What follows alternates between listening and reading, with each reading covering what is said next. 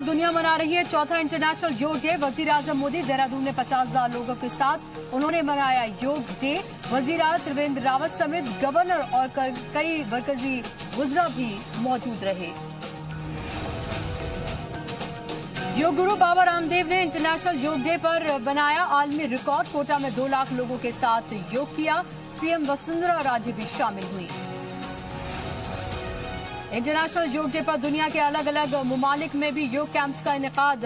योग करके दुनिया मना रही है चौथे इंटरनेशनल योग डे का सेलिब्रेशन। अमेरिका को एसएल ग्रुप की बड़ी सौगात। न्यूयॉर्क में यो1 नेचर क्योर सेंटर का वीडियो कॉन्फ्रेंसिंग से इफ्तिताह करेंगे पीएम मोदी।